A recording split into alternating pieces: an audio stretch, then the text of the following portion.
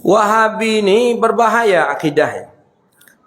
Orang ulama-ulama yang hidup di zamannya saja dahulu, yang sezaman dengan Muhammad bin Abdul Wahab, seperti Syekh Zaini Dahlan, seperti Syekh Sawi, itu di dalam tafsirnya jelas mengatakan itu. Dalam tafsir Sawi, buka, beli kitab tafsir Hasyiah Sawi, disebutkan di situ mereka menghalalkan darah orang Islam. Orang Islam dihalalkan, maka dia mudah nak membunuh kita, tu mudah dia. Karena menurut dia kita ni halal darah. Karena menurut dia orang yang berziarah kubur termasuk syirik. Orang yang talqin mayat termasuk syirik. Kalau syirik kan boleh dibunuh menurut mereka. Padahal menurut akidah kita, selagi orang tu mengucapkan kalimat la ilaha illallah, tak boleh kita bunuh. Halal darah. Mereka menghalalkan darah kaum muslimin. Mereka menghalalkan harta orang muslim. Dan mereka sebagian kecil ada di negeri Hijaz. Mereka disebut dengan Wahabi. Itu Syekh Sawi sendiri mengatakan. Belum lagi kakaknya beradik dari Muhammad bin Abdul Wahab ini. Namanya daripada Sulaiman ibn Abdul Wahab. Dia mengatakan bahawa adiknya ini berbahaya. Karena ya gara-gara politik lah. Perang dengan ya politik untuk merebutkan kekuasaan ketika itu Bani Sa'ud. Akhirnya timbullah pemahaman Wahabi. Jadi Wahabi ini dari dulu memang buruk masalah yang dia kerjakan. Karena buruk itulah tercoreng nama Wahabi. Ditukarlah namanya hari ini dengan menjadi Salafi. Sebenarnya itu ianya barunya. Wahabi mengharamkan ziarah kubur, Salafi gitu juga. Wahabi mengatakan kunut subuh bid'ah, Salafi kunut subuh bid'ah. Wahabi mengatakan Allah duduk di atas langit, Salafi mengatakan Allah di atas langit. Wahabi mengatakan Allah berjisim, Wahabi juga, Salafi juga. Jadi orang sama, tidak ada beda ya. Kalau kata Ustaz Samad itu kan handphone berganti casingnya saja. Itu saja dia. Jadi caranya bagaimana kita tetap beramal dengan amalan kita, kita dakwah dengan dakwah kita. Ya bagaimana dengan mereka? Yang mereka selalu tersesat dengan kebodohan-kebodohan yang ada pada diri mereka.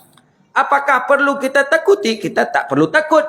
Karena sesuatu yang batil itu dia akan cepat habisnya. Suatu saat akan habis kebatilan itu. Syiah habis, Mu'tazilah habis, Qadariyah habis, pemahaman Jabariyah habis. Sebentar lagi mereka pun akan habis. Di Mesir sekarang mereka sudah mulai dihabisi.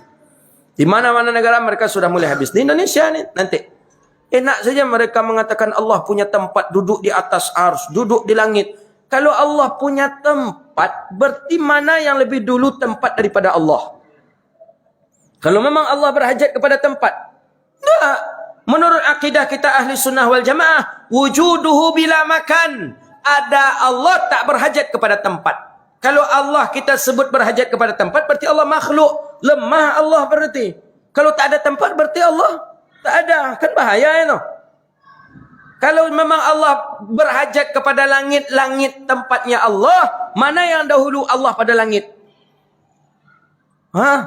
Oh dulu langit. Jadi siapa menciptakan Allah? Langit. Jadi menciptakan langit siapa? Allah, langit. Kan bahaya itu. Wujuduhu bila makan. Allah tak berhajat. Oh dalilnya ada Ustaz. Dalil Nabi Isra Mi'raj ke atas langit itu tanda Allah di atas langit.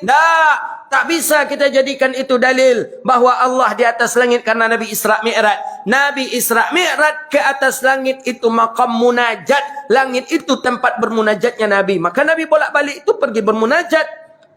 Kalau memang Allah di atas langit karena Nabi Isra Mi'raj ke atas langit, bagaimana dengan Nabi Musa disuruh oleh Allah ke Bukit Tursina? Pergi menjumpai Allah. Pergi menjumpai Allah ke Bukit Tursina. Berarti di Bukit Tursina Allah. Jadi beda Allah yang di Bukit Tursina dengan yang di langit tadi. Banyak jadi Allah.